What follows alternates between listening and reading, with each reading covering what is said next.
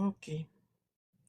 Je sais que d'habitude, quand j'aborde ces parties, cette thématique-là, c'est toujours un peu difficile pour les personnes qui nous suivent. Je sais que ce n'est pas facile à entendre, c'est pas du tout évident du tout. Mais à travers ces témoignages que nous faisons diffuser sur cette chaîne et même sur YouTube, à travers ces différents témoignages-là, nous permettons aux personnes qui vivent les mêmes choses de savoir que elles ne sont pas seules. Déjà, une chose. Ensuite, que ce qu'elles ont vécu ou ce qu'elles vivent n'est pas peut-être surmonté. Parce que quand les gens sont déjà passés par ces étapes-là, des fois, ils se posent la question, est-ce que c'est surmontable? Est-ce que je peux y arriver? Mais quand ils voient quelqu'un qui est passé par là, qui continue de passer par là et qui a une issue plutôt favorable, ça leur donne le courage de se battre et de sortir de cette situation et surtout merci beaucoup, optimiste. Ça leur donne le courage de sortir de cette situation, de se battre pour sortir de cette situation, mais en plus de ça, ça leur donne aussi l'opportunité, enfin, si je peux utiliser ce terme-là, ça leur donne le courage d'en parler. Parce que euh, la première guérison d'un traumatisme, c'est le fait de sortir ça, donc de libérer la parole. La première, euh, la toute première, c'est qui? La toute première guérison, ah oui, c'est Chez. La toute première guérison d'un traumatisme, c'est vraiment le fait de parler, de libérer la parole. Et beaucoup de personnes qui subissent le traumatisme ne disent pas. Ils préfèrent garder les choses pour eux. Et ce qui fait que plus ça reste à l'intérieur, plus ça pourrit, plus ça devient compliqué de rattraper les choses. Or, quand on voit d'autres personnes qui arrivent à parler de leur traumatisme sans complexe, de manière vraiment très simple, et on voit un peu comment ces personnes arrivent à s'en sortir, arrivent à transformer leur douleur en amour, à transformer leur douleur en quelque chose de positif, on a envie de faire comme ces personnes et ça donne vraiment le courage. Bonjour, Chet, Oui, bonjour. Vous allez bien? tu vois. Oui, ça va et toi? Ça va aussi. Je ne voulais pas monter, hein. C'est ma main qui, Ah, c'est une qui a erreur. coupé le truc Il y de a, y a demande pas de là. Ah. souci. Non, il n'y Je a pas de voulais rester en souci. bas. Il n'y a pas de souci. Je te fais descendre Non, je en haut. vais. Non, non, attends, dans 10 minutes. 10 minutes seulement. Ah, d'accord.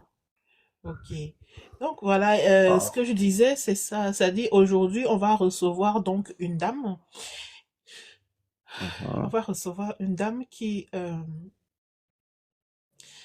vécu un mhm. traumatisme assez très important. Elle a vécu un trauma, un vrai trauma. Elle-même, elle viendra parler de son trauma.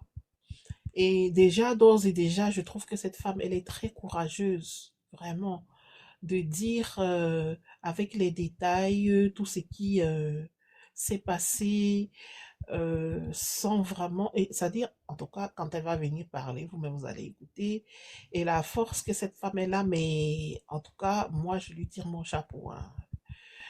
Et donc, du coup, c'est un véritable challenge d'être passé par là où elle est passée et de rebondir comme elle rebondit aujourd'hui. C'est un véritable challenge. Du coup, les personnes qui sont passées par la même situation, parce que je sais qu'il y en a beaucoup sur TikTok ici, il y a beaucoup de personnes qui sont passées par la même situation et qui passent encore par la même situation, mais qui n'osent pas parler. Tantôt parce qu'on a peur de son bourreau, tantôt parce qu'on a peur de la honte. Parfois, on a honte. Parfois, on se dit, ça regarde personne. Parfois, on se dit, bah, si j'ouvre ma bouche pour parler de ça, on va se moquer de moi et tout ça. Donc, du coup, ça fait que on ne libère pas la parole et le truc gangrène. Et donc, on ne fait pas ce travail de guérison et on ne ferme pas les portes qui ont été ouvertes. Parce que là est toute la question aussi de pouvoir fermer les portes. Mais tant qu'on ne libère pas la parole, on ne ferme pas les portes. Donc, cette femme-là, en tout cas, j'espère qu'elle va pouvoir... Bonjour Catherine, elle est là. J'espère que Catherine va pouvoir nous parler sans filtre aujourd'hui et sans tabou. Je sais que ce n'est pas quelque chose qui est simple, je sais que ce n'est pas quelque chose qui est facile. Donc, en tout cas, Catherine, c'est quand tu veux. Si tu es prête, tu peux monter.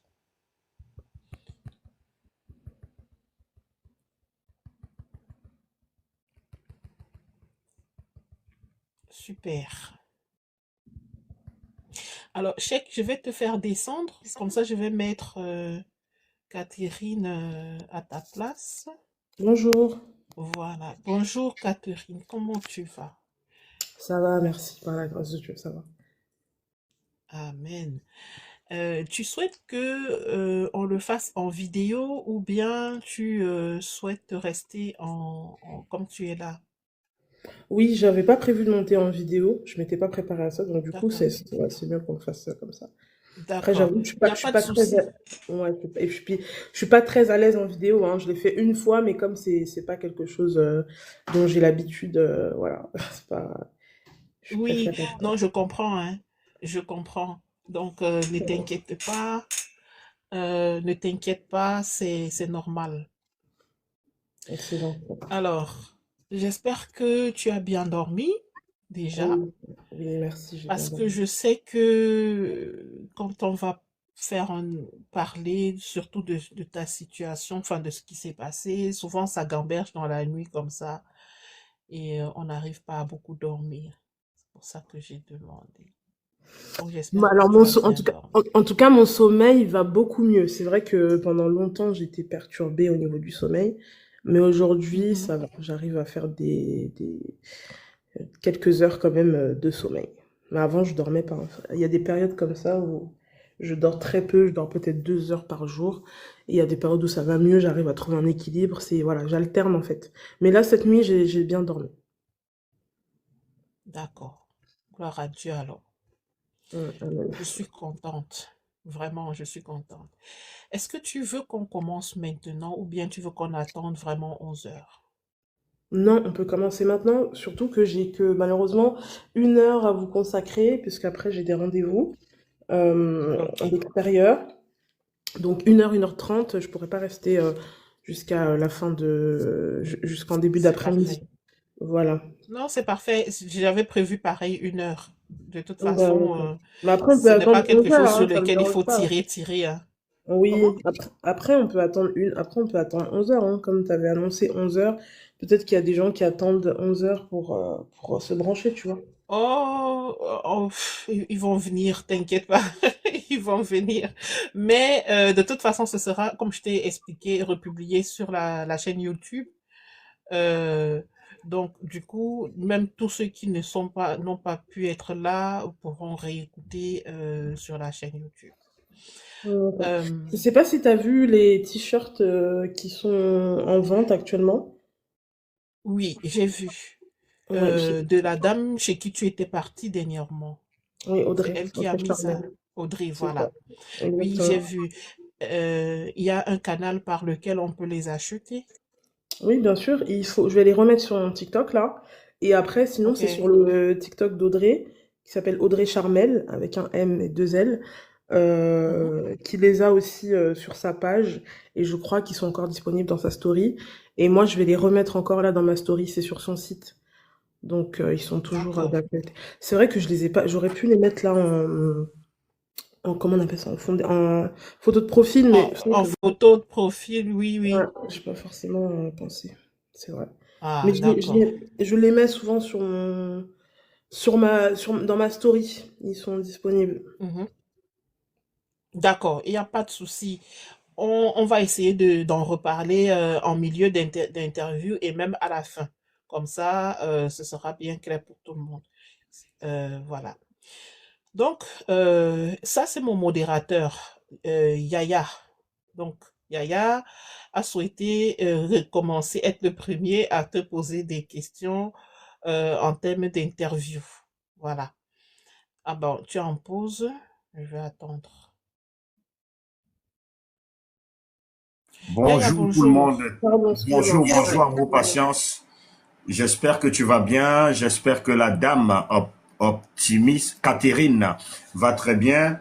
Dépoussiérez le panel de la santé spirituelle en tapotant. Vous qui êtes en bas, s'il vous plaît, partagez ce live. Maman Amour Patience, n'est-ce pas? Ce serait mieux qu'on laisse d'abord Catherine nous narrer son histoire. Et comme ça, on D'accord. écoute et après qu'elle se soit exprimée, qu'elle puisse nous détailler comment c'est bon, ce qu'elle peut, bien sûr, nous raconter, qu'elle nous raconte. Et puis après, on aura peut-être des questions. Oui, bien sûr qu'on aura des questions pour qu'elle puisse, n'est-ce pas, répondre des questions Étayer. dont elle Mhm. aura. Voilà, c'est un peu ça. Je pense que c'est dans ce D'accord, sens-là, Catherine. parce que nous, on est là juste pour l'écouter. Nous ne sommes pas là pour prendre position. Voilà, donc il faudrait qu'on soit bien clair là-dessus. Nous ne prenons pas position tout simplement parce que je pense que la décision de justice n'a pas encore été donnée. Hein. Donc nous, on écoute l'histoire de la sœur Catherine. Donc tapoter le live est partagé. Merci. Oui, Maman, mon patience, c'est tu me ça. dis si ça te va. Et Catherine aussi, faudrait que tu nous dises si ça te va. Parce que le but, c'est de te donner la parole pour que tu puisses t'exprimer. Exprimer, Et voilà, voilà. donc, et il faudrait que tu sois à l'aise sur ce panel. Donc, s'il y a des choses où la méthode qu'on adopte qui ne te va pas, qui ne va pas dans ton sens, bien évidemment que tu peux le dire. Hein. Donc, voilà. Merci en tout cas d'être Merci. là. Alors, en effet, bon, les questions, moi, j'ai pas eu connaissance des questions que vous alliez me poser avant. Donc, je sais pas si c'est des questions que vous avez préparées ou si c'est des questions que vous comptez me poser au fur et à mesure du récit ou au fur et à mesure des interactions. Ça, c'est une chose.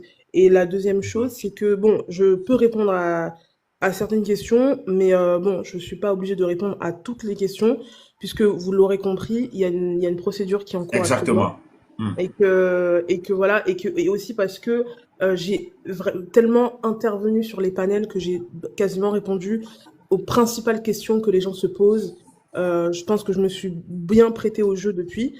Donc voilà, ça me dérange pas de répondre aux questions. Mais si jamais je suis pas à l'aise avec une question ou si j'estime que j'ai déjà largement répondu à cette question, vous m'en voudrez pas si je n'y réponds pas ou si je passe à autre chose. Hmm. D'accord. Ok, non, il n'y a pas de problème. Mais on tenait aussi, avant l'entame de, de l'émission et tout, te préciser que moi, en tout cas, personnellement, je pense que Amour Patience est également d'avis avec moi. Nous n'avons pas eu connaissance de toutes les questions auxquelles vous avez répondu, si tu me permets de te tutoyer ou alors que je te Non, il n'y a vois. pas de souci. Et donc, on ne peut pas, on n'a pas connaissance des réponses que tu as Oui, déjà parce données. que Hmm. oui, parce que en vérité, la première fois que j'ai ouï dire de cette affaire, c'était chez Amer Kamer. Et à l'époque, je pense que ça date de 1 an. Voilà. Et à l'époque, quand tu avais, enfin oui, quand tu avais raconté ce qui t'est arrivé chez Amer Kamer, euh, à cette époque-là, il n'y avait pas beaucoup de questions. Je pense que tu étais encore dans la phase où tu expliquais vraiment ce qui t'est arrivé et tout, et tout, et tout. Maintenant, à la suite, il y a eu, comme tu as dit, différents panels sur lesquels tu es allé, mais je ne t'ai pas suivi dans ces endroits-là. Le seul endroit où je t'ai vu, c'était l'autre jour chez la dame chez qui tu étais. J'ai suivi tout ce que un peu l'entretien, mais la phase des questions-réponses et tout ça, je n'ai pas pu suivre parce que j'étais déjà fatiguée aussi. Bon, après, c'est comme toi-même tu as dit, l'affaire elle est en justice, donc je comprends que tu ne peux pas tout dire parce que ce jour-là tu avais bien expliqué aussi que il y a des choses que ton avocat te permet de dire et des choses que ton avocat ne te permet pas de dire. Donc, c'est très normal. Donc, on fera avec, t'inquiète pas. Parfait. Donc, Pour souligner oui, aussi, nos questions ne sont pas des questions préparées, hein, donc on le fait comme ça de façon spontanée pour ma part. spontané pour que ce Maman, soit vous faites ça. naturel, voilà. Oui, Ok. c'est Oui, ça. oui, C'est ça. spontané Donc pour nous que ce n'avons soit pas de vraiment questions. naturel et véridique, effectivement. Voilà, donc nous n'avons pas de questions pièges, nous n'avons pas préparé de questions, donc mets-toi à l'aise en tout cas. Il n'y a pas de souci. Merci beaucoup. Alors, Donc, on te laisse la parole. Mhm. ouais, je vais commencer. Alors, je tiens quand même déjà à préciser que, vous savez, l'histoire, je l'ai tellement racontée que parfois dans ma tête, je saute des étapes parce que j'ai tellement raconté l'histoire que ça peut arriver que je saute des étapes ou certains détails et après, je peux revenir dessus, mais voilà, pour que vous compreniez un petit peu. Mais alors, donc je vais commencer donc à raconter. Donc, alors les faits se situent en 2024, septembre 2024 précisément, fin septembre. Je suis invitée à un anniversaire familial auquel je pars et au cours de cet anniversaire, j'ai une connaissance qui m'appelle pour qu'on se voit. C'est pas mon petit ami, c'est une connaissance. À l'époque, je le considérais comme un ami. Et donc la personne me propose qu'on se voit dans un appartement, dans un premier temps. Je décline l'invitation parce que c'était pas la première fois qu'il me faisait cette proposition-là. Et j'ai toujours décliné la proposition. Et donc il insiste et je lui dis s'il veut vraiment qu'on se voit, je préfère qu'on se voit soit dans un bar ou alors en boîte de nuit, etc. Donc je lui propose donc une boîte de nuit qui s'appelle le New Bell. Donc on se rejoint là-bas, je quitte l'anniversaire vers 3h du matin, 3h30, 3h, et j'arrive donc dans la boîte de nuit, dans le club, vers 4h du matin. Sachant que ce club-là ferme à 6h, et sachant que le lendemain, moi j'avais des choses à faire importantes avec mes enfants. Et donc quand j'arrive, c'est la première chose que je lui dis. Je lui dis, voilà, moi je vais pas rester longtemps, je ne continuerai pas la soirée avec vous parce que j'ai tel programme avec mes enfants après, etc. Donc la personne me dit ok, il me reçoit, il n'était pas tout seul, il était avec un ami, celui dont tout le monde parle sur les réseaux. Et donc ils me reçoivent très bien, etc. J'arrive sur la table, il y avait des boissons, etc. Et il n'y avait pas de verre pour moi. Donc son ami, l'ami de ma connaissance, propose donc d'aller me chercher un verre. Et il revient avec un verre qui est déjà rempli. Donc je pose quand même la question, pourquoi est-ce que le verre est rempli? Donc il me donne une explication pour moi qui me paraît cohérente. Et bon, pour moi, j'étais avec quelqu'un enfin, on va dire qui se portait garant. J'avais pas vraiment de raison de me méfier. Donc la personne m'explique que non, en fait, les bouteilles qui sont sur la table, c'est pas les leurs, etc. Qu'ils ont déjà, enfin ils ont leur bouteille qui est là-bas au comptoir, mais comme il y a plus de place, etc., etc. Donc bref. Je dis ok, je consomme le verre. Et ensuite, à partir de ce moment-là, tout est flou. C'est-à-dire qu'après, j'ai des souvenirs, mais j'arrive pas à resituer la soirée de manière chronologique. J'ai des souvenirs, c'est-à-dire que je me souviens, après, me retrouver dans un after, qui est un endroit familier, parce que c'est un endroit que j'ai déjà fréquenté. Je me souviens me retrouver là-bas, mais je sais pas comment je suis arrivée là-bas. Je me me vois très bien repartir de cet endroit. J'ai bien l'image dans ma tête. Je me revois ressortir, me diriger vers la sortie. Mais je ne sais pas ce qui se passe après, tout de suite après. Ce que je sais, c'est que quelques heures après, je me retrouvais dans un appartement.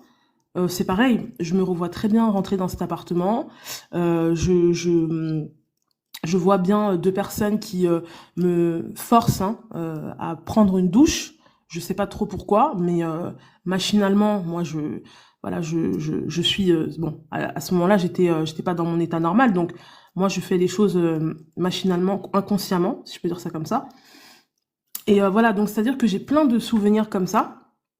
Il faut savoir que la chronologie de l'histoire, je vais tenter de la retracer en menant moi-même ma propre enquête, en me servant des horaires, par exemple du chauffeur privé que j'ai pris en quittant l'anniversaire pour me rendre au New Bell, en me servant des débits de carte bleue, parce qu'il faut savoir que ces personnes tout au long de la soirée, ont utilisé ma carte bleue.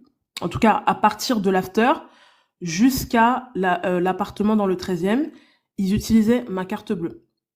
Ils ont utilisé 843 euros, pardon, avec ma carte bleue. Donc, je me suis servi des horaires, parce que ma carte bleue, elle était géolocalisée. Donc, je me suis servi de la géolocalisation, des adresses, voilà, dans là où ma carte a servi, et des horaires qui figuraient sur mes relevés pour un peu refaire la chronologie. Et c'est comme ça que j'ai su, par exemple, que dans l'appartement, bah, j'y suis restée 17 heures. C'est comme ça que j'ai su que je suis arrivée à telle heure dans le 13e. Je me suis fiée au débit de carte bleue. Donc, voilà, je me rappelle avoir des phases de réveil. Une phase de réveil, je me réveille, j'ai plus de sous-vêtements. Je suis habillée, hein, mais j'ai plus de sous-vêtements. Voilà. Une phase de réveil, bon, alors, quand je suis repartie de cet endroit-là, il faut savoir que j'étais consciente. J'étais consciente quand je suis repartie. Et en fait, c'est dans ce contexte-là que l'hôte de la maison m'a, entre guillemets, mis dehors, parce que quand elle s'est rendue compte que bah, j'étais consciente et que j'ai commencé à poser des questions, déjà j'ai demandé pourquoi est-ce que j'ai autant de notifications de ma carte bleue, de ma banque, alors que j'ai pas utilisé de moi-même ma carte bleue. Quand j'ai commencé à poser des questions, je leur ai dit mais expliquez-moi ce qui se passe, etc. Ils ont commencé à tous se regarder, à me dire non mais c'est toi qui as voulu nous offrir la boisson, etc., etc. J'ai demandé pourquoi, parce que quand je me suis réveillée, j'avais le pull en sang et j'étais blessée au niveau de l'œil. Je leur ai demandé pourquoi est-ce que je suis blessée, pourquoi est-ce que j'ai le pull en sang, etc. Et on m'a répondu que je m'étais battue.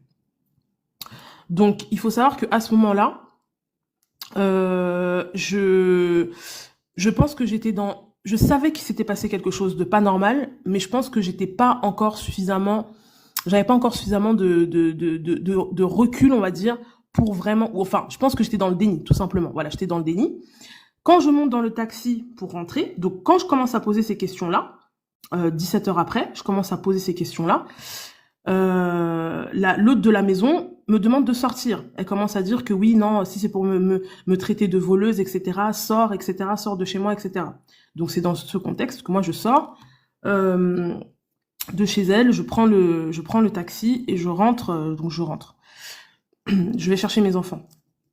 Et en fait, pendant que je suis dans le taxi, déjà, ça commence là, déjà les réponses qui m'ont été données aux questions que j'ai posées n'étaient pas, enfin pour moi, elles n'étaient pas cohérentes ces réponses-là. Parce qu'à aucun moment, moi je vais dépenser 843 euros pour faire plaisir à des gens que je ne connais ni d'Adam ni d'Ève. Ça c'est la première chose.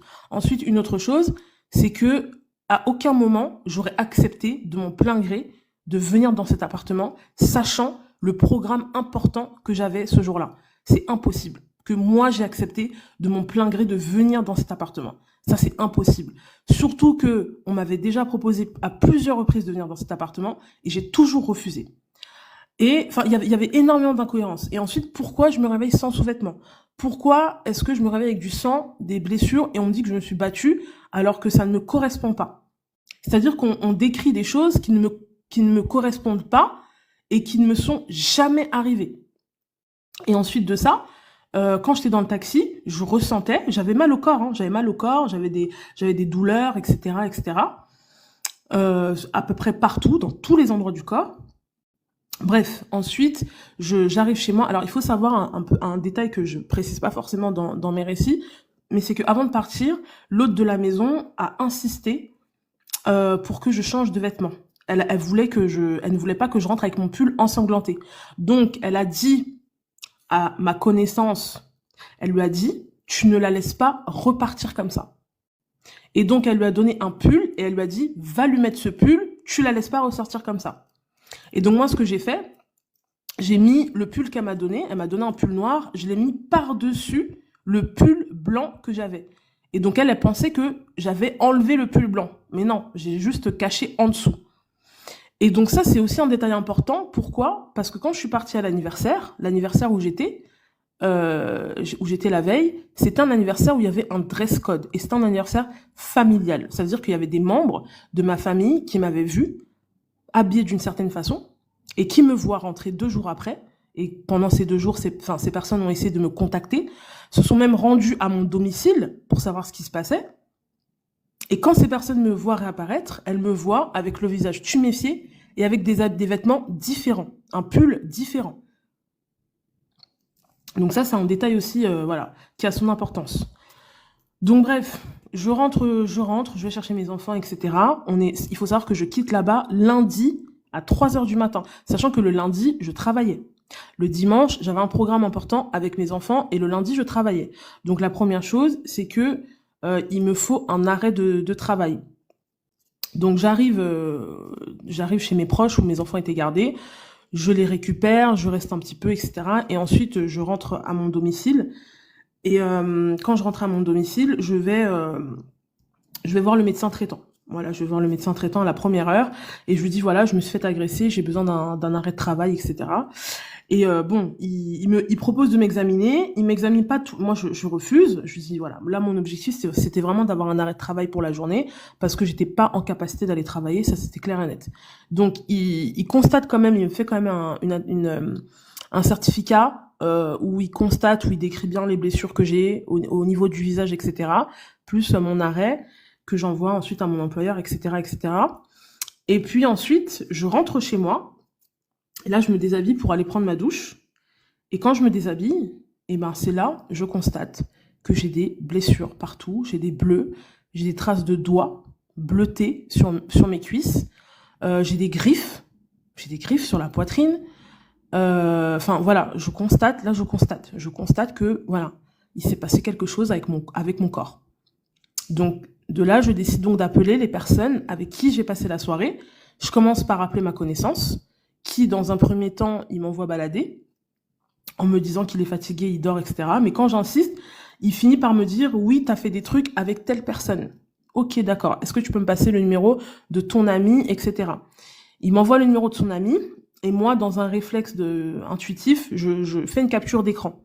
Et dès que je fais la capture d'écran, il supprime le numéro, sauf que moi, j'avais déjà fait la capture d'écran. J'appelle donc son ami avec qui il était, avec qui il m'a accueilli, quand on arrive en boîte, avec qui on a continué la soirée après. Je l'appelle et je lui pose la même question. Qu'est-ce qui s'est passé? Je comprends pas, j'ai des blessures partout. Est-ce que tu peux m'expliquer ce que j'ai fait, etc. Je me mets vraiment dans une posture où je mets la responsabilité sur moi. Je les accuse de rien. Je leur demande qu'est-ce que moi j'ai fait. Qu'est-ce que j'ai fait pour avoir le corps dans cet état-là? Donc c'est pareil, lui aussi, il me dit oui, t'as fait des trucs avec telle personne. Sauf que lui, il me décrit une autre personne. Donc je me dis, les deux personnes me donnent deux versions différentes, c'est quand même bizarre. Donc je décide de me rendre à l'hôpital pour avoir la confirmation de ce que je pense au plus profond de moi, mais que je refuse de reconnaître. Je décide d'aller à l'hôpital pour que des professionnels de santé me disent si les blessures que j'ai, à quoi elles correspondent en fait, tout simplement. Et donc quand je vais à l'hôpital, donc on m'examine, etc. Et donc là, on me confirme bien que j'ai bien fait l'objet d'un V. On me le confirme. Et on me dit aussi que on m'a sans doute administré des substances et on me donne le nom d'une molécule. Et donc moi je connaissais pas cette molécule à l'époque, je regarde sur internet et je vois et je trouve que c'est complètement en cohérence avec ce qui se passe, c'est-à-dire les blackouts. Je me souviens pas de ma soirée, ça m'est jamais arrivé. J'ai des flashs, etc. Mon corps qui est engourdi, alourdi, etc. Enfin, je trouve que ça correspond totalement. Et il faut savoir qu'à ce moment-là, après il y a le chef du service là des urgences qui décide de m'examiner en profondeur, etc. et qui décide d'appeler la police. Donc l'équipe médicale décide d'appeler la police après avoir constaté tout ce qu'ils ont constaté. Ils comprennent que l'histoire est grave et donc ils décident d'appeler la police avec mon accord bien sûr. Et donc c'est comme ça que toute l'histoire va se déclencher. Et il faut savoir que pendant ce temps-là, je reçois un message d'une personne dont le numéro n'est pas enregistré dans mon téléphone, qui me dit c'était super bien, il faut qu'on recommence, etc., etc. J'appelle la personne, je dis excusez-moi, vous venez de m'envoyer un message, j'ai pas votre numéro. Je demande qui c'est quoi. Donc la personne m'explique mais tu te rappelles pas hier, etc. Donc je comprends que cette personne a participé à tout ce qui s'est passé la veille. Et donc peut-être potentiellement elle peut m'apporter la vérité que je cherche. Donc j'avais besoin d'enregistrer notre conversation et j'avais pas mon autre téléphone à disposition, donc je propose à la personne de la rappeler. Donc quand je récupère mon téléphone, je rappelle la personne et je lui dis oui bon bah écoute moi je me souviens de rien, est-ce que tu peux me dire ce qui s'est passé? Et donc cette personne va donc se livrer en disant bah voilà il s'est passé ci, il s'est passé ça, voilà. Je pense que vous avez tous, enfin, j'imagine que vous avez peut-être entendu les audios qui sont versés sur la toile aujourd'hui, mais en tout cas, cet enregistrement-là a été le départ, puisque c'est ce que j'ai fait écouter à la police, et ça a été le départ, c'est ce qui a permis d'établir les premiers chefs d'accusation, qui ont après été requalifiés par les magistrats, mais en tout cas, ça a été le départ de l'affaire. Voilà. Donc voilà. Et puis voilà, je pense que j'ai tout dit. Après le protocole, quand on porte plainte pour des faits pareils, en tout cas pour des violences, il y a un process. Hein, il faut aller aux UMJ, aux unités médico-judiciaires. Dans ce cadre bien précis, vous êtes examiné par un médecin légiste. J'invite les gens à aller voir ce que c'est un médecin légiste, hein, s'ils savent pas. Donc j'ai été examinée par un médecin légiste qui m'a fait des examens bien approfondis, voilà, prélèvement de cheveux, photos, enfin voilà, vraiment approfondi. Et donc il y avait pas mal d'éléments, il y avait pas mal d'éléments, il y avait des blessures, des fissures. Voilà, je vais pas vous faire les détails, mais je vous laisse imaginer un petit peu. Et puis voilà. Voilà. Ok. Yaya, est-ce que tu veux prendre? Je voulais poser la question, Catherine. À quel moment précis, je veux dire, dans tout ce parcours-là, à quel moment précis tu te rends compte que tu as subi un V déjà? Je pense que tu dis que c'est quand tu es rentré chez toi et que tu as voulu prendre une douche.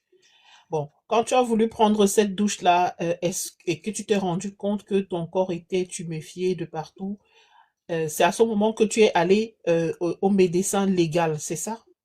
Non.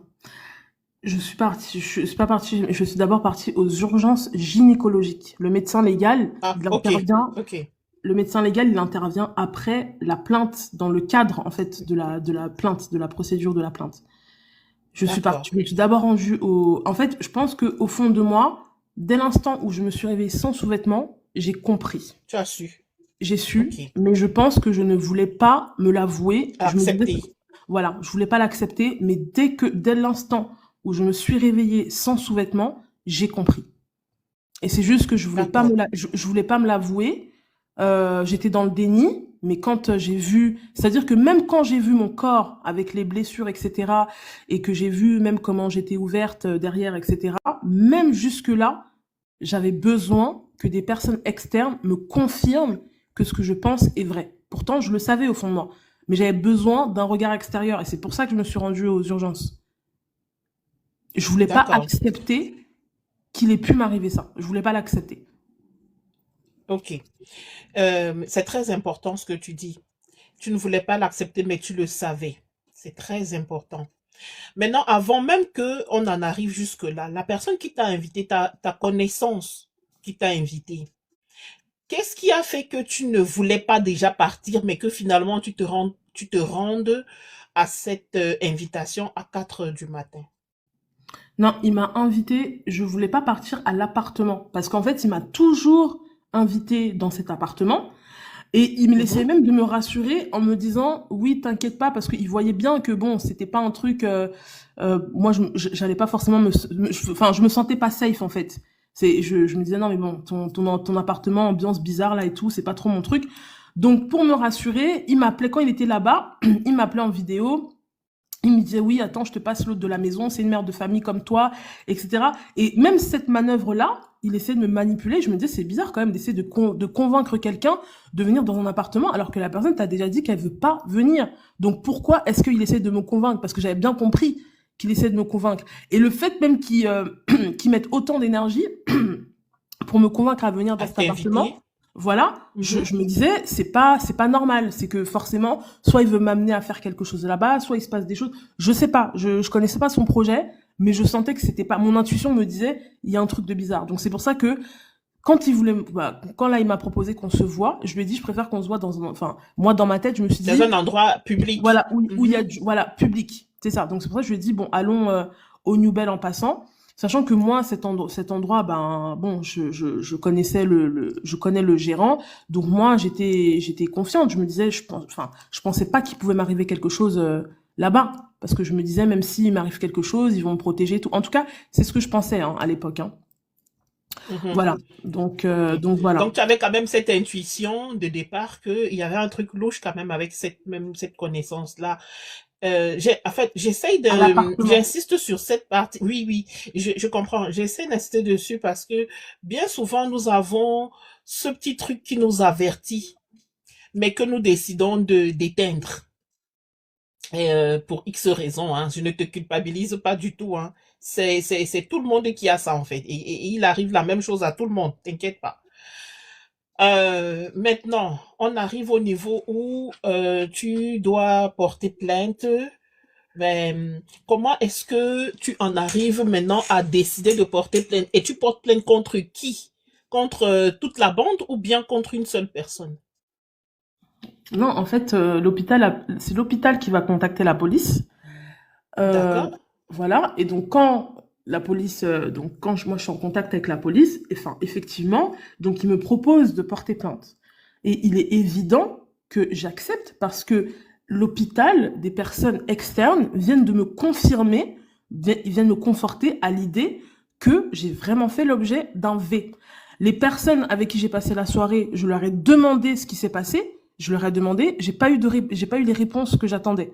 Donc pour moi, il s'est passé quelque chose, on veut pas me dire ce qui s'est passé. Donc oui, je décide de porter plainte et je porte plainte contre parce que je sais pas si vous avez écouté les audios, mais le Gabonais, on va dire, lui, il dit qu'il y a au moins 8 personnes qui sont passées sur moi. Et même moi, je suis étonnée quand il me dit ça. Je lui dis, mais il y avait même pas 8 personnes à l'appartement. Et il me dit, si. Déjà, quand t'étais là, moi, quand j'étais là, il y en avait déjà 4. Et quand je suis partie, on m'a appelé pour me dire qu'il y en a au moins encore 4 qui ont tapé. Donc, moi, je me base, Ok. moi, je suis pas, enfin, j'ai pas inventé. On s'est basé, même la police, hein. Là, c'est ce que j'ai dit tout à l'heure, c'est que la police est basée sur les enregistrements pour établir les chefs d'accusation. Lui-même, il fait partie de ces V. Il en fait partie. Donc la police s'est basée sur ses dires pour établir qu'il y avait 8 personnes, lui-même inclus. Waouh. Et sur ces 8 personnes, moi je connaissais les seules personnes que moi j'ai pu citer dans la plainte, c'est déjà les personnes avec qui j'ai passé la soirée. Donc ma connaissance, l'ami de cette connaissance, et j'avais le prénom et l'adresse de l'hôte de la maison. Donc c'est les 3 seuls prénoms que j'ai pu citer dans la plainte, et j'apprendrai après que ce n'est même pas leur vrai prénom. Ça, je l'apprendrai après, c'est la police qui me l'apprendra après. Mais moi, à ce moment-là, je savais même pas que c'était pas leur vrai prénom. Oh là là. Maman, moi, si tu me permets, Catherine, Vas-y. j'aurais aimé savoir, cette connaissance-là, tu la connais tu la connaissais depuis combien de temps? Ah, ça faisait même pas un an que je la connaissais, hein. Ça faisait peut-être, et c'est aussi pour ça que j'ai Tu jamais méfiais. accepté. Ouais, non, c'est pas, enfin, méfier, oui, on va dire que me méfier, c'est un bien grand mot parce que je vais dire que quand je connais pas quelqu'un depuis suffisamment longtemps, il y a des choses que je ferais pas avec la personne.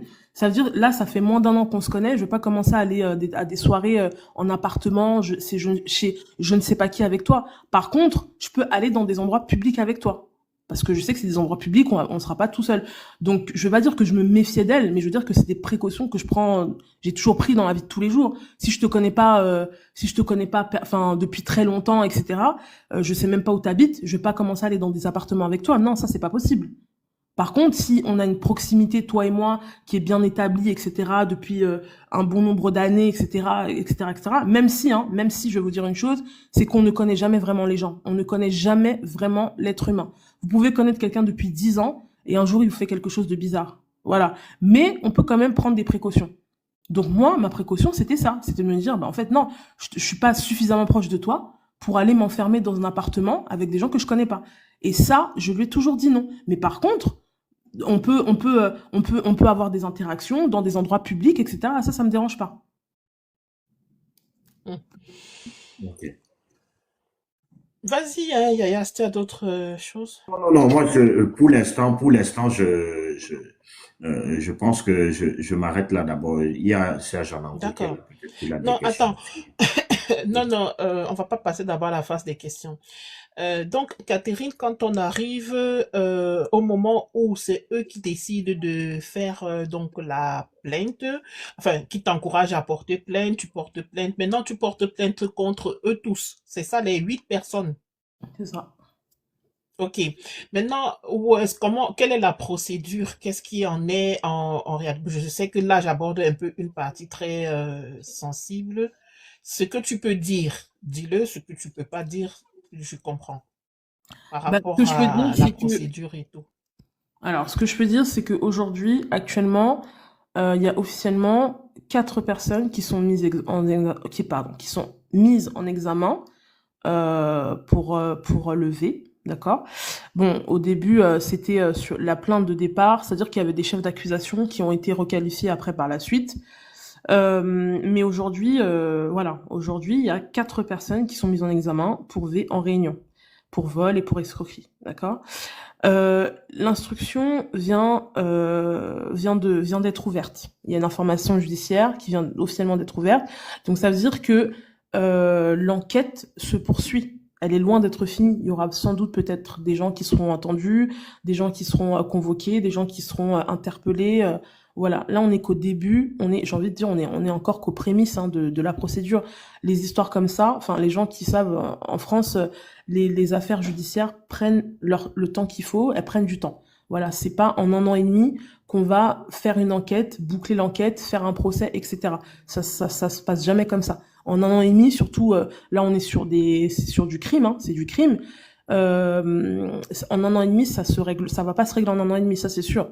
Donc là, on est aux prémices de l'enquête, mais en tout cas, c'est une première victoire de voir que déjà j'étais pas folle, j'ai bien été V, parce que je pense que jusqu'à ce qu'on me dise officiellement qu'ils ont été mis en examen, je pense qu'il y avait encore une partie de moi qui se disait non, peut-être que t'as pas vécu ça.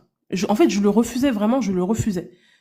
Mais là, je comprends que voilà, là c'est officiel, c'est acté. Il y a plusieurs personnes qui sont externes. Voilà, il y a le médecin légiste qui l'a dit, il y a les urgences gynéco qui te l'ont dit, il y a la police judiciaire qui te le dit. Donc oui, tu l'as vraiment vécu. C'est pas un fantasme. Donc là, on n'est même plus au niveau de est-ce qu'elle a été V ou pas. Là, c'est avéré. Ça a été avéré, prouvé, elle a été V. Maintenant, l'enquête se poursuit et l'objectif de l'enquête, c'est de répartir les responsabilités de chacun. Qui a fait quoi dans toute cette histoire? Ok. D'après le Gabonais, suivant les audios, ils étaient 8. Et qu'en est-il des 4 autres? Moi, je suis pas la police judiciaire. Je suis pas la police judiciaire. Là, je viens de vous répondre en vous disant, pour l'instant, il y en a 4 qui sont mis en examen. Il y en a 4 qui sont mis en examen, ok. L'enquête se poursuit. Moi, je sais pas. Et vous savez que la police, quand elle fait ses enquêtes, il y a ce qu'on appelle le secret de l'instruction. Ça veut dire que la police peut vous donner accès à certaines informations, mais elle vous dit pas tout, hein. Elle vous dit pas tout. Ça veut dire que moi, il y a des éléments que je n'ai pas, parce que moi, j'ai apporté mes éléments quand j'ai déposé ma plainte, ça c'est une chose. Mais sans doute, si il y a une mise en examen, c'est que la police a dû, avec ses moyens à elle, trouver des éléments, voilà, au-delà de ce que moi j'ai pu leur amener. Et ces éléments, moi je les connais pas, mais je suis persuadée qu'ils ont forcément trouvé des choses. Puisqu'ils ont même rajouté des chefs d'accusation. Oui, ils ont rajouté des chefs d'accusation, Oui. effectivement. Et concernant le vol aussi, le vol, ils ont utilisé ta carte pour retirer au guichet ou ils ont juste fait des achats? Est-ce qu'ils avaient le code ou ils ont juste fait des achats? Puisque logiquement, ils ne devraient pas avoir. Les deux? Ah oui. Ouais, ils ont retiré, ils ont fait des achats. Alors, pour les achats, en fait, c'est possible hein, que moi j'ai donné mon code hein, ce jour-là. Je peux pas le confirmer. C'est possible que j'ai donné mon code. Et si jamais j'ai pas donné mon code, de toute façon, mon code, il était facilement accessible dans mon téléphone, hein. C'est pas très difficile de le trouver. Voilà. À l'époque, tous mes codes, je les mettais dans mon téléphone.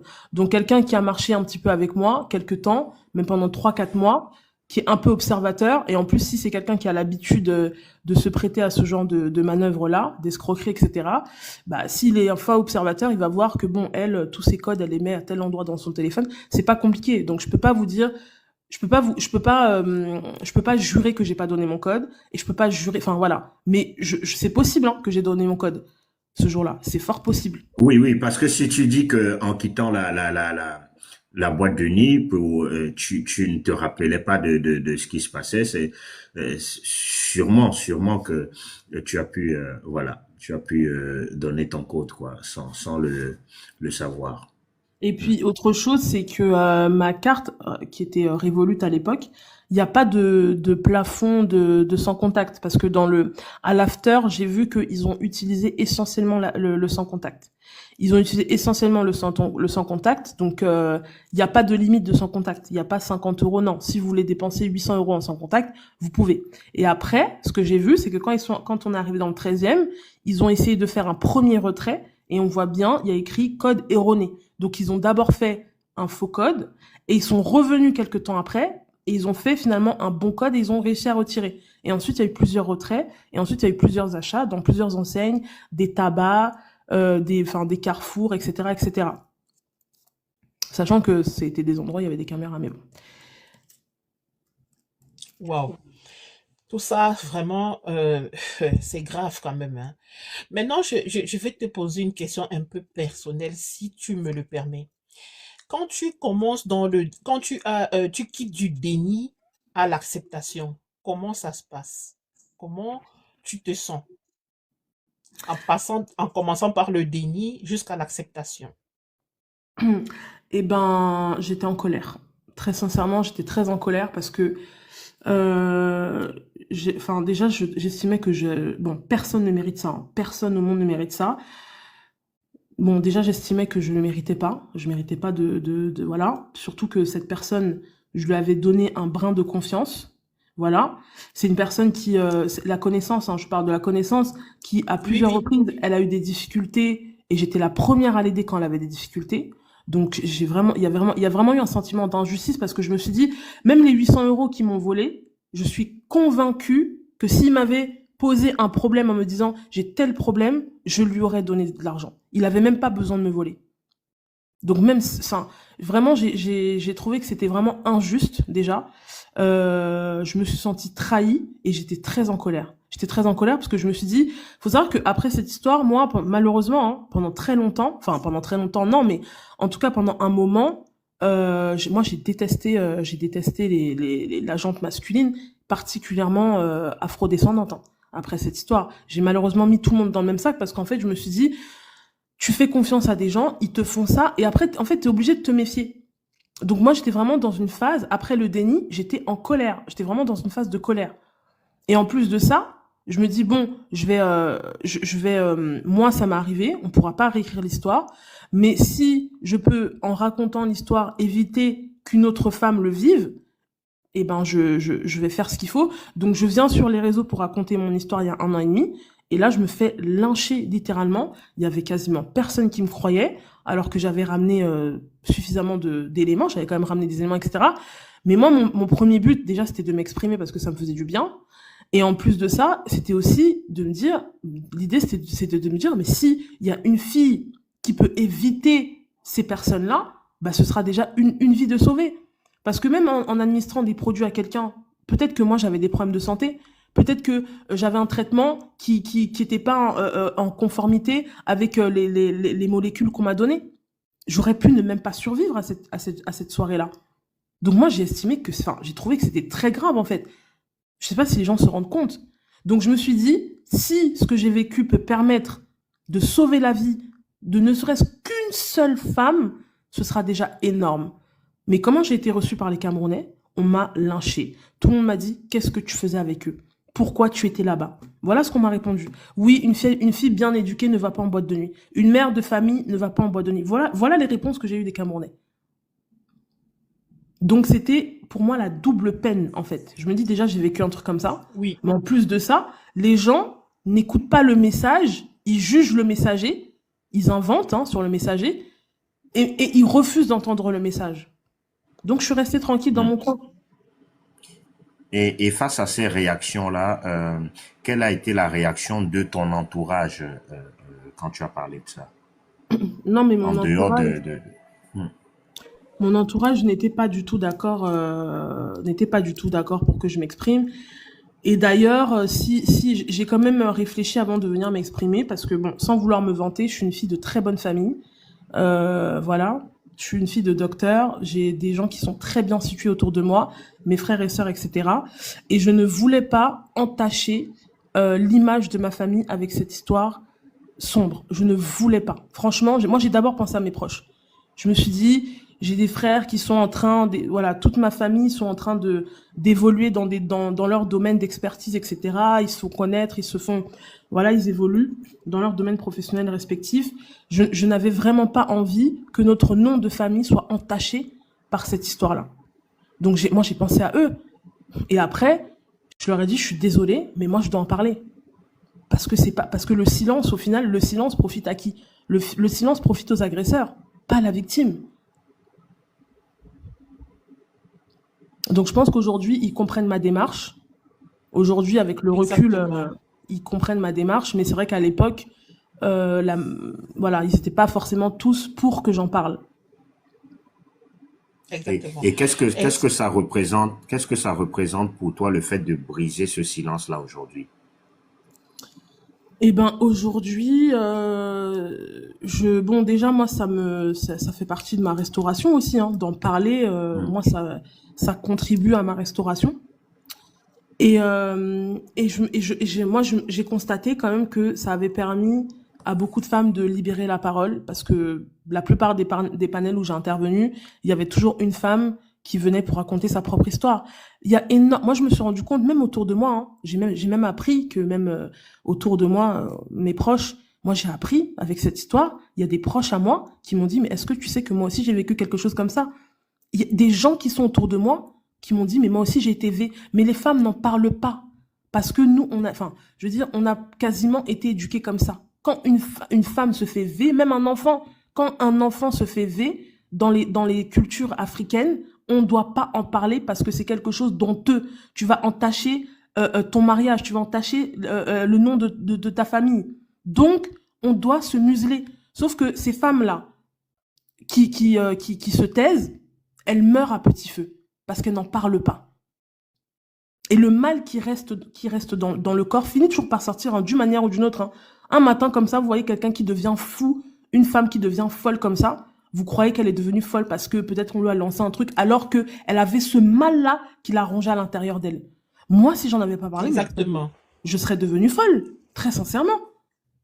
Exactement, Catherine. C'est pour ça que c'est important de libérer la parole pour commencer son processus de guérison. Et c'est super important ce que tu fais parce que ça permet aux autres femmes justement d'ouvrir la parole et puis de pouvoir la libérer. En tout cas, c'est super et merci beaucoup pour ce que tu fais. Il reste, on va dire, 20 minutes parce qu'on en a pour jusque midi seulement. Donc, il reste 20 minutes. Je vais essayer de laisser c'est pas Serge Anango, tu es monté pour poser une question ou pour faire un commentaire. Parce que les 20 minutes vont servir exclusivement Non, j'ai pas, soit une ou deux questions, voilà. j'ai pas spécialement de commentaires. J'ai pris connaissance de cette histoire chez Ducamer, d'ailleurs, qui doit peut-être en reparler parce que Mhm. j'avais pas encore entendu le témoignage de la victime. La première fois que j'ai pris connaissance du sujet, c'était justement chez Ducamer et le défi que je mettais aux gens, c'était de venir défendre les raclus qui ont fait ça devant moi parce que c'est très facile de le faire quand ils ne savent pas, souvent quand par exemple les gens n'ont pas les outils pour les coincer et tout. Donc vous avez des gens qui adoptent des postures. C'est un classique en fait, ça ne m'étonne pas ce qu'elle a vécu, Catherine. C'est un classique en matière de V, beaucoup d'Africains ne comprennent pas la définition du V. Je l'ai expérimenté par moi-même. Du camel qui est là, c'est de quoi je parle. J'avais porté le même sujet parce qu'il y avait des victimes qui n'étaient pas assez courageuses de le porter tout seul. On l'a porté le sujet. Finalement, on s'est fait attaquer. C'est nous qui avons été attaqués sur les réseaux sociaux par tout le monde. Et ils ont même d'ailleurs réussi à retourner la victime contre nous. Donc, c'est dire, donc je ne suis en aucun cas étonné. Et le plus dur et le plus frustrant quand tu découvres ce côté-là des Africains, c'est de te rendre compte que les attaques les plus rudes et les plus virulentes viennent des femmes, en fait. Hein. C'est pas les hommes, hein. C'est les femmes. C'est les femmes qui sont la plus grosse trahison, et je pense que c'est peut-être le sentiment de Catherine, parce que certains hommes aient ce comportement et défendent ça entre eux, bon, on peut encore dire, ok, c'est des salopards, ils n'ont pas eu la bonne éducation, mais les femmes, ouais, c'est le plus déroutant, c'est de voir les femmes dans ce rôle-là. Et je l'ai vu, on m'a envoyé une vidéo parce qu'il y a quelqu'un qui faisait tout pour que j'intervienne dans les panels où on en parlait là, qui m'a envoyé des vidéos. J'étais surpris parce que bon, que ce soit Fleur de Lille, je ne suis pas étonné parce que Fleur de Lille, la dernière fois, pareil, quand j'étais dans cette situation, l'une des personnes qui a retourné l'opinion contre moi, c'est Fleur de Lille. Donc ça ne m'étonne pas, je suis assez surpris qu'elle ait recommencé ça parce que à un moment donné, à force du fait que je la pilonne sur les réseaux sociaux, elle avait prétendu avoir retenu la leçon. Je suis surpris que dans ce rôle-là, je la revois là-dedans. Et dans les audios aussi qu'on m'a envoyé, dans les vidéos, enfin, c'est des extraits de vidéos, j'étais aussi surpris par exemple de voir Lolo parce que la dernière fois quand je me faisais attaquer, c'était l'une des rares justement qui avait pris ma défense en disant que c'était courageux que je fasse ça. Je suis très surpris sur ce point de la voir du côté des accusés. Donc je suis très surpris. Donc j'ai pas vraiment encore eu le temps de... Je sais pas si du Cameroun compte encore fait des lives là-dessus. Sur cette question. Je n'ai pas encore eu le temps, Ok. depuis que j'ai écouté son témoignage, de retourner dans un live qui en parle. Mais effectivement, c'est courageux de sa part. Et malheureusement, chez nous, il y a beaucoup de gens qui ne comprennent pas ce que c'est que le V. Et il y a beaucoup de gens qui pensent que c'est le genre de choses qui se résout en famille. On a encore expérimenté ça il y a quelques semaines sur la page de Gabon où il y a des personnes qui sont venues clairement expliquer que non, ce genre de choses ne se traite pas en public, que même si son frère s'en prenait à ses enfants, ça se réglera en famille et pas dans un commissariat. On était tous choqués. Voilà. Donc, courage à toi, Catherine. C'est facile de dire, ouais, bon, il faut faire attention à ses fréquentations, mais je veux dire, oui, il y a des Camerounais louches. Mais Camerounais V, c'est quand même quelque chose d'extraordinaire. C'est-à-dire que le V, c'est pas quelque chose qui est courant. Donc, tu peux pas voir quelqu'un parce qu'il est un salopard, tu dis tout de suite, il va me V, quoi. Donc, c'est quelque chose contre lequel, si tu dis que tu veux t'en prémunir, tu risques au final de ne jamais voir personne. C'est quand même un crime qui est assez exceptionnel. Même si les Camerounais le banalisent, c'est quand même exceptionnel parce que le modus operandi, c'est de donner des substances illicites à une personne, essayer d'obtenir son code, parce que j'imagine qu'ils ont dû obtenir le code en état d'inconscience. Ça fait partie des informations stockées dans une mémoire qu'on n'oublie pas, hein, comme même quelqu'un qui est bourré saura vous donner son adresse, parce que l'espace dans lequel c'est stocké dans le cerveau n'est pas affecté par C'est l'ébriété, dans quoi. l'inconscient. Voilà, Mhm. c'est pas affecté par l'ébriété. Par exemple, d'ailleurs, le code bancaire, je ne sais pas si ça vous arrive souvent, c'est typiquement le genre d'information que quand vous commencez à vous poser la question, c'est là où vous oubliez. Hein. Je ne sais pas si vous êtes, quand vous arrivez souvent devant un distributeur ou devant un TEP, vous tapez directement le code machinalement, sans problème. Mais vous avez des gens, le jour où il s'est dit, mais c'est quoi mon code? Il oublie direct. En fait, il n'arrive pas à le retrouver parce que c'est le doigt qui a l'habitude de le faire et il coupe la connexion qu'il y a avec l'inconscient en posant la question et ça demande parfois un certain temps pour retrouver ce code-là, quoi. Ok. Voilà. Ok, ça marche. Ça marche. En tout cas, merci beaucoup pour ton soutien pour Catherine. Hein. C'est super important souvent de voir aussi que les hommes se mettent dans la posture de celui qui supporte la femme. Parce que souvent la femme se retrouve, comme toi-même tu l'as dit, dans une position où c'est la femme même elle-même qui vient comment dire, la rendre responsable. C'est pour ça que j'ai posé la question tout à l'heure. Quand on est dans le déni, après, on passe forcément par la phase de la colère parce que quand on raconte son histoire, souvent même on culpabilise la personne. Et en quittant de la phase de la colère, on arrive à l'acceptation, mais il faut un long processus de guérison. Mais c'est super important ton soutien pour Catherine. Merci beaucoup. Du Camer, bonjour et bienvenue sur mon panel. Du Camer, bonjour. C'est vrai que c'est au boulot, mais bon. Ouais, cette affaire est... que dire? Serge a tout dit, hein, ce que Serge a dit, c'est ma pensée, parce qu'on est surpris que les gens ils soutiennent ça. Bah, j'ai plus de détails là-dessus. Je pense que dans 2 heures, je vais refaire un live là-dessus, parce qu'il y a les témoignages de pensée. Mais tout le trajet, tout a été raconté. Je faisais un décryptage avec Serge récemment, donc on va revenir. Bah, Catherine, je la soutiens. Ouais, je la soutiens parce que il y a des abus dans tous les sens dans cette histoire. Il y a tellement d'abus. Et les gars, on t'a même pas dit que on lui a fait une cagnotte de près de 10 000 euros au gars. Hein. C'est-à-dire qu'ils sont tellement fiers de ce qu'il a fait. On lui a Non, bah oui. Le gars, il a eu non. presque 10 000 Attends, euros. donc lui, il a reçu 10 000 euros. Pourquoi? Pour Ah avoir non, fait tu n'as quoi? pas tu n'as pas les informations de tes Camerounais là. Il a fait la cagnotte et on a célébré sa sortie. J'ai même été menacé parce que j'ai des gens qui m'ont menacé que si je parle encore dans cette affaire, ils vont me faire du mal et tout ça. Même ceux qui m'avaient aidé dans certaines choses avant, ils m'ont donné rembourser. J'ai remboursé même l'argent aux gens, des gens qui avaient contribué dans mes cagnottes. J'ai dû rembourser parce qu'ils ne sont pas d'accord pour ma prise de position. Oui, c'est chaud. C'est pas Et possible. là, Catherine sort des t-shirts, eux aussi ils ont sorti des t-shirts. Hein. C'est carrément la réalité. Au point de faire un gros live. Je pense que c'est demain, il va faire un gros live pour fêter avec ses abonnés sa sortie. Tu n'as même pas idée de l'horreur de cette histoire. C'est une horreur. En vrai, c'est une horreur. Et Je suis d'accord. parle à tes sœurs camerounaises. Je ne sais pas si tu es camerounaise, mais nos sœurs, c'est grave ce qu'elles supportent. Hein. Franchement, ce sont tes sœurs camerounaises là qui contribuent presque 10 000 euros pour donner au gars. Donc, il n'a même pas de souci, il continue sa vie. C'est-à-dire, il n'a aucun remords. Et c'est pourquoi je vais remettre ses propres conversations dans cette histoire. Parce qu'à un moment, il raconte un truc. Après, ce sera à Catherine de parler de ça ou pas. Hier, j'ai passé encore l'audio où il racontait que partant de Newbell pour aller à l'after, il y a eu un acte sexuel dans la voiture. Il était témoin. Et Catherine et son ami, il dit qu'il voyait, il raconte ça. Donc, je vais refaire sur ça, je vais décrypter avec ceux qui seront là. Oui, j'avais suivi cet audio-là chez Amer Kamer, en effet. Voilà. Et il dit J'avais qu'il voyait, suivi cette partie-là. Serge, rappelle-toi, quand il était en train de dénigrer la fille, il dit qu'elle est sale, elle puait et tout, il était dans la voiture devant. Et la question est de savoir, est-ce qu'elle était consentante dans la voiture là? Tout à l'heure, je vais faire écouter parce que le diable comme ça, je vais mettre ce qu'il raconte. Oui, j'avais écouté cette partie-là, effectivement. Ce qui est intéressant dans l'audio, c'est que premièrement, moi, quand je l'ai appelé, appel qui a été enregistré, il m'a jamais mentionné ce qui s'était passé dans la voiture. Il m'a jamais dit qu'il s'était passé des choses avec son ami. Jamais. Mais ce qui est intéressant, c'est que non seulement il a fait cette sortie où lui, il dit qu'il s'est passé des choses dans la voiture. Donc moi, j'apprends à travers cette vidéo que, en fait, les V ont commencé dans la voiture. Et c'est après cet audio même que j'irai voir la police pour dire à la police, mais écoutez, je pense que... Il fait une affirmation.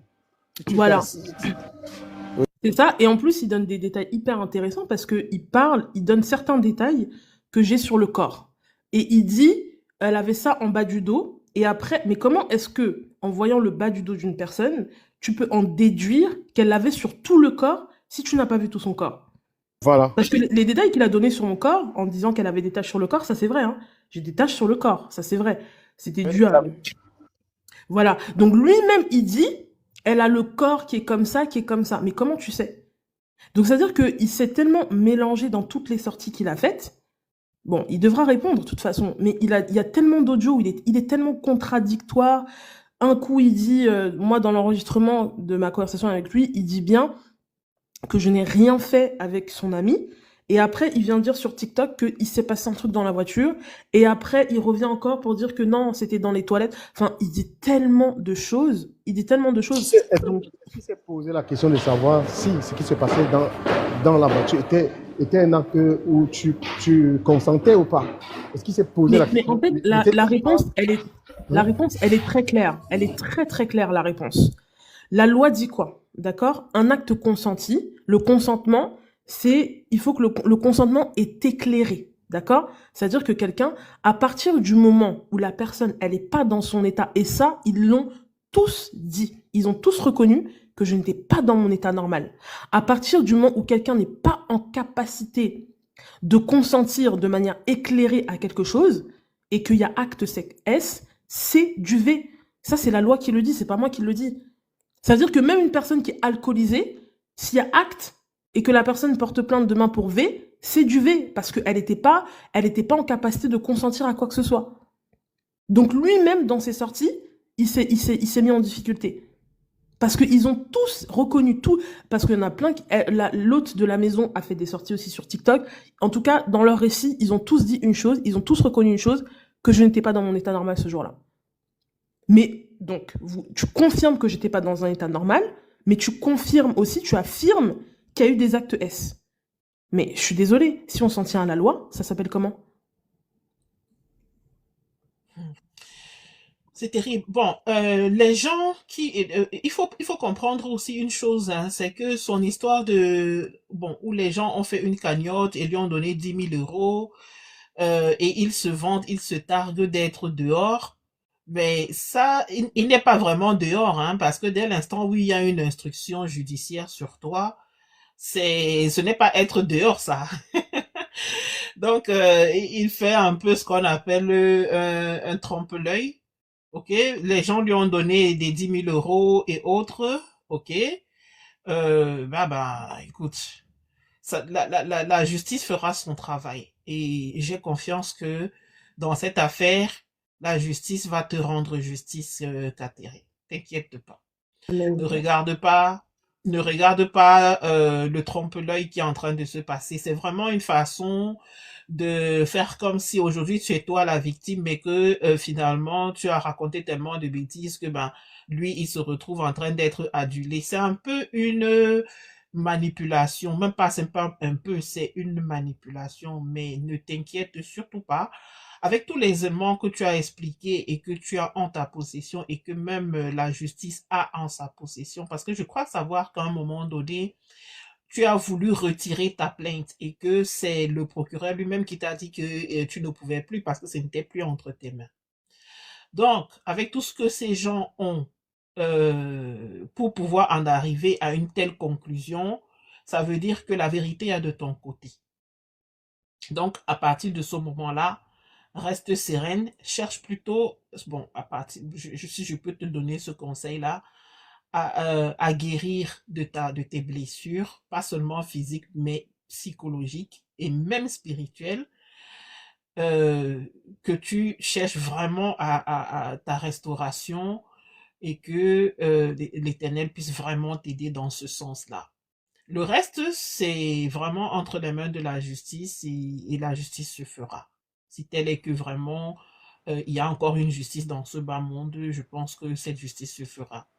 Daniel, est-ce que tu es disponible? Oui, il nous reste Oui, 6 minutes. Daniel, allez-y, prenez la oui, parole. rapidement, bonjour Bonjour. Catherine. D'abord, tout mon soutien. Moi, je suis de tout cœur avec toi. Je pense que on ne vient pas sur la place publique commencer à inventer ce type de faits, sachant, connaissant les mentalités, etc. Et on voit ce que ça donne. Moi, rapidement, je voulais savoir pourquoi est-ce que tu avais voulu retirer ta plainte? Est-ce que tu as subi des intimidations, etc. Également, comment tu vas aujourd'hui? Est-ce que tu as un suivi psy suite à tous ces événements? Voilà ce que je Alors, voulais te demander. oui, merci. Alors oui, je suis accompagnée. Alors j'ai un accompagnement thérapeutique, ça c'est une certitude. Ensuite, alors pourquoi j'ai voulu retirer ma plainte? Quand je suis venue raconter l'histoire une première fois, comme je vous ai dit, je voulais pas que ma famille soit associée à tout ça parce que bon, ils n'ont rien demandé, moi aussi d'ailleurs, mais bon. Donc je suis venue raconter l'histoire en anonyme. À l'époque, j'avais pas de profil, je m'étais surnommée TPC, voilà, et j'avais pas de photo de profil, donc les gens ne savaient pas qui j'étais. Et bon, la personne concernée, lui, savait qui j'étais. Donc, c'est lui et ses amis qui ont décidé d'aller chercher une photo de moi et de m'afficher en disant, voilà la personne qui m'accuse de V. Voilà. Donc, c'est son ami, l'ami de cette personne-là dont on parle. Waouh, Voilà. Donc, c'est eux qui ont dévoilé mon visage au monde. Moi, c'était pas ma ok. volonté. Donc, à partir de ce moment-là, quand j'ai commencé à être reconnue, et que mon compte a été partagé, mes réseaux ont été partagés, même mon numéro a été partagé. Et puis ils se sont même amusés dans certains lives à demander, à proposer de l'argent à celui qui retrouverait mon adresse et l'école de mes enfants. Mais Donc c'est premièrement, incroyable. j'ai été harcelée, hein, j'ai été harcelée par lui et un de ses amis, hein, qu'on surnomme HK principalement. Donc j'ai déménagé à cause de ça. Et ensuite, bah oui, par protection aussi pour mes enfants, pour ma famille, enfin surtout pour mes enfants, j'étais obligée je me suis dit bon là je vais pas mettre en danger tout le monde, donc j'ai voulu retirer ma plainte. Sauf que l'OPJ m'a dit non non mais là on n'est plus, enfin c'est plus de votre ressort, hein. Là c'est entre les mains du procureur, voilà, que vous retirez ou pas, de toute façon l'affaire se poursuit. Ok. Et Donc juste petite précision, c'était il y a combien de temps? Les faits se sont déroulés en quelle année? c'était en 2024 septembre. D'accord, d'accord, très bien. Ok. Mais c'est très grave, ce harcèlement que tu as subi. Et j'espère que bah, tu en as fait part également à la justice, etc., à l'appui de la plainte et que... Ils sont au courant de tout ce qui se passe, hein. Même ouais, les lives mm, qui se projettent là ce week-end, tout le monde est au courant. ouais, Et puis quand j'ai déménagé, je suis arrivée, donc je suis partie en province. Il y a un de ses amis, donc ce HK, qui m'a vue en province parce que bon, malheureusement, hein, le hasard faisant, j'ai atterri dans une ville dans laquelle il a lui-même ses attaches. Donc un jour, il m'a vu dans la rue, il a pris son téléphone, il m'a filmé, il a fait un live en disant ah bah vous savez quoi, elle a quitté Paris, maintenant elle habite là, je l'ai vu, regardez la vidéo. Et il a diffusé la vidéo et il a dit à tout le monde où j'habitais. Voilà. Donc après, je me suis dit, bon, de toute façon, mon image a été affichée, tout le monde sait que j'ai quitté Paris, que maintenant j'habite là, etc. Donc voilà, autant mener le combat à visage découvert et en assumant clairement que je me bats contre eux. Donc voilà. Et est-ce Ils ont essayé qu'aujourd'hui de ça m'intimider. continue, les tentatives d'intimidation? Est-ce que ça continue maintenant que, bah, maintenant que tu t'exposes au grand jour? Est-ce qu'ils continuent? Ah non, non, non, maintenant ils ont arrêté. Maintenant, ils n'osent même plus dire mon prénom, en fait. Ils n'osent plus dire mon prénom et ils n'osent plus mettre ma photo. Pourquoi? Parce qu'ils ont vu que l'histoire était sérieuse, en fait. Ils ont vu que l'histoire était sérieuse, que les gens sont mis en cause, même si ils ne l'assument pas. Et moi, j'ai déjà répété, hein, que tout ce qui est dit, tout ce qui est diffamatoire, tout ce qui est propos calomnieux, etc., moi, je fais un constat d'huissier. Avec mon avocat, on monte un dossier. Voilà, hein, tous ces gens-là devront répondre, hein, de tout ce qui a été dit sur moi. C'est pas parce que je fais pas de panel ou j'insulte les gens. Moi, j'ai une autre stratégie. Voilà, moi, je vais pas commencer à allumer ma caméra, à insulter. Non, moi, je suis pas comme ça. On est dans un pays de droit, de procédure et de loi. Vous dites des choses sur moi qui sont pas vraies, je vous attaque en justice. C'est tout. Ça va prendre son temps, mais même cette personne, même le harcèlement que j'ai subi, tous les gens qui m'ont harcelé, j'ai tous les enregistrements. J'ai tout. J'étais là, hein, sur les panels, tout. J'ai enregistré. J'ai deux clés USB. Ils répondront. J'ai fait des actes d'huissier. Et moi, quand je fais ça, je fais mon dossier acte d'huissier, constat d'huissier, pardon, plus on fait le dossier, la plainte avec l'avocat, etc. Ensuite, j'envoie dans toutes les préfectures. C'est-à-dire que les gens là, qui ont le malheur de ne pas avoir la nationalité française, même si tu l'as, ceux qui ont le malheur d'avoir seulement des titres de séjour, des récépissés ou qui sont en renouvellement et tout, les administrations seront au courant de ce que vous faites de vos temps libres sur les réseaux, que vous harcelez les victimes. Ils Et seront tu au as bien courant. raison. Donc moi, je rigole pas, hein. J'envoie aux préfectures. J'envoie aux préfectures. Je monte des dossiers. Je prends mon temps. C'est pour ça que je parle pas. Parce que moi, je sais ce qui se travaille derrière. Je sais tout ce qui se travaille derrière. C'est pour ça que là, aujourd'hui, comme ils ont vu que c'était sérieux, vous allez voir que dans les panels, on n'affiche plus ma photo, bizarrement, Mm. et on ne prononce plus mon prénom. Parce qu'ils ont été avertis. Merci. Merci, Madame Daniel. Et il y a Audrey qui est là, Audrey Charmel. Est-ce que vous voulez intervenir? Allez-y. Oui, bonjour, bonjour à tout le panel. Bonjour, soyez la bienvenue.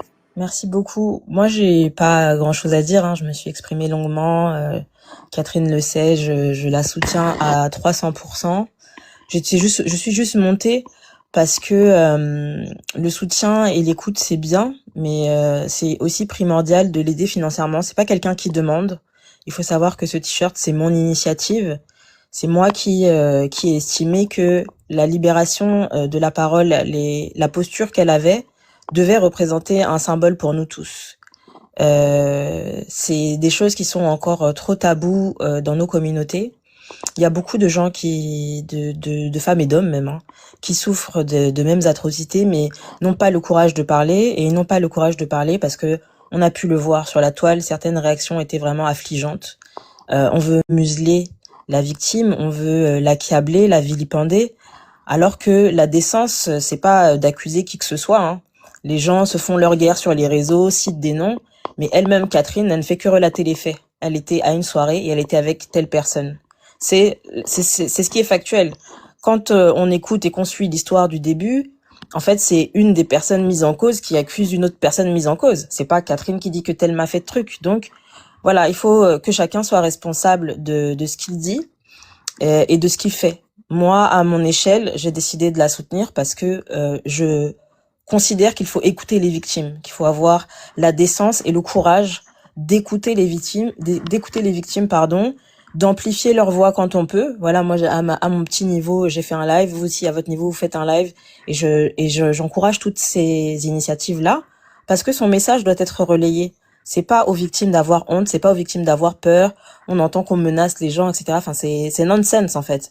Il y a déjà eu une agression et en plus, ça doit se poursuivre dans la vie de la personne muselée et ça a un impact sur toutes les personnes qui regardent, qui pourraient avoir subi les mêmes choses et se diraient que non, moi je vais pas porter plainte, je vais pas parler parce que de toute façon on va pas me croire, on va m'insulter, on va mettre mon nom dans la boue.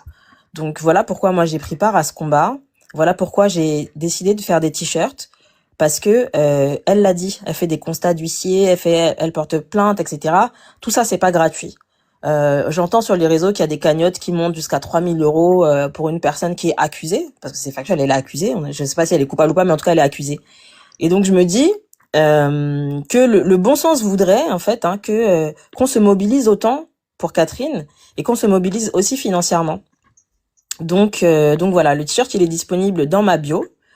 Moi, je l'ai fait parce que je veux que ce soit le symbole du 8 mars, mais même pour tout le mois de mars et même au-delà, je pense qu'on doit tous se rallier derrière Catherine et acheter ce t-shirt, c'est d'abord un symbole, le porter c'en est encore un autre. Et voilà, c'est à chacun de savoir où il se situe, hein. Chacun en son âme et conscience. Moi, quand je vois des femmes s'en prendre à une autre femme parce qu'elle dénonce quelque chose d'aussi atroce, je suis attristée. Je suis attristée parce que j'ai l'impression qu'on voit ça surtout dans nos communautés, dans notre communauté. Et le monde aussi voit ça. Et moi, quand on parle des Camerounais, quand on lave les Camerounais, vous pensez que ça me fait plaisir? Je pense que à tous ceux qui sont Camerounais, ça fait plaisir à personne. Donc, essayons de mettre la lumière sur nous pour les bonnes raisons. Et certes, son histoire est très dure à entendre, mais le courage qu'elle prend pour le faire, c'est une lumière, c'est ce type de lumière, de personnes-là sur lesquelles il faut mettre la lumière. L'initiative que je porte, sans vouloir me jeter des fleurs, c'est sur ça qu'on devrait mettre la lumière. Donc voilà, je vais pas parler plus, je voulais juste passer le message par rapport au t-shirt. Encore une fois, annoncer mon soutien à Catherine, mais ça, elle le sait déjà. Et pareil, vous féliciter et vous remercier pour votre initiative. Merci, merci. Et nous également, les hommes, allons acheter ce t-shirt en symbole que nous allons porter le 8 mars pour apporter notre soutien, non seulement à Catherine, mais à toutes les femmes victimes, n'est-ce pas, de ce cas d'espèce. Et j'aimerais, n'est-ce pas, on ne pourrait pas clôturer ce live comme ça sans aborder, n'est-ce pas, la question de... sans, n'est-ce pas, sensibiliser les personnes. Et j'avais deux questions pour vous, Audrey, et par la suite, Catherine aussi, si elle veut bien répondre. Qu'est-ce qui devrait changer pour mieux soutenir les victimes? Ça, c'est la première question. Et que direz-vous à quelqu'un qui hésite encore à parler ou à demander de l'aide? C'est une question pour moi ou pour Audrey? Oui, pour toi et puis pour Audrey, pour toutes les deux. Audrey, Vas-y, Catherine. Oui. Bon, alors déjà, moi, j'invite vraiment les gens à aller s'informer sur ce que c'est un V, parce que je me suis rendu compte que des adultes, des parents, des grands-parents ne savaient même pas ce que c'était un V. Déjà, allez voir, même en termes de loi. En tout cas, vous vivez dans un pays, donc c'est bien de connaître aussi les lois du pays dans lequel vous évoluez. Donc déjà, il faut que les gens sachent ce que c'est un V. D'accord? Il faut s'éduquer sur cette question-là. Ensuite, beaucoup on a tous une part de responsabilité dans les interactions qu'on a, soit avec les victimes, soit dans la manière dont on éduque même nos enfants. C'est-à-dire que moi, aujourd'hui, parce que j'ai vécu ça, malheureusement, il a fallu que je vive ça pour aborder certaines questions avec mes enfants, comme le consentement. Quand quelqu'un te dit non, c'est non. Et il n'y a même pas besoin de dire non, la loi est claire là-dessus. Si c'est pas un oui clair, ça veut dire que il y a pas de consentement. Voilà. J'ai vu un exemple une fois dans un livre qui disait, est-ce que si un jour vous voyez la porte d'entrée de votre voisin ouverte, vous allez rentrer sans y avoir été clairement invité. Bah, c'est un peu comme ça le consentement. Si on vous a pas clairement dit oui, alors c'est non. Et les gens doivent être au clair là-dessus. Ça, c'est une première chose. S'éduquer, se renseigner, s'informer sur le V et sur toutes les violences faites aux femmes en général. Et surtout dans notre communauté, je pense que les gens ont vraiment besoin de se déconstruire et se reconstruire pour apprendre ou réapprendre en termes enfin, sur cette thématique-là. Parce que moi, j'ai vu qu'il y avait beaucoup de désinformation, il y a beaucoup de, voilà.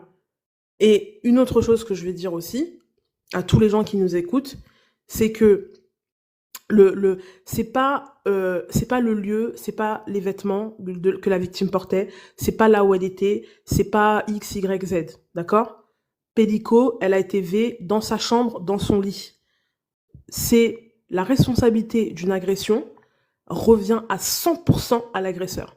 À 100%, pas à 99%. Je dis bien à 100%. Donc ça fait partie aussi de l'éducation que les gens doivent revoir. Parce que quand j'entends des gens dire oui, mais toi, qu'est-ce que t'as fait, etc. Non, non, non, non. Ne déplacez pas la responsabilité. La responsabilité d'une agression, d'un V, revient à 100% à la personne qui l'a commise, pas à 99%. Ça, c'est une autre chose. Et le dernier point, moi, j'espère aujourd'hui, les femmes, même les hommes hein, qui ont vécu ça, parce que ça arrive aussi, j'espère aujourd'hui que vous aurez en tout cas, si ça peut vous faire du bien, de parler, que vous saurez trouver la force et le courage d'en parler. Il y en a aussi qui sont pas à l'aise avec le fait d'en parler, et ça se respecte aussi. Chaque victime réagit différemment à ses traumatismes. Laissez les victimes gérer leurs traumas. Arrêtez de leur dire comment est-ce qu'elles doivent gérer ce qu'elles ont subi et ce qu'elles continuent de subir. Parce que quand une femme elle a été V, ça s'arrête pas juste à l'acte, à cette journée-là. Il y a des conséquences qui s'évaluent sur le long terme.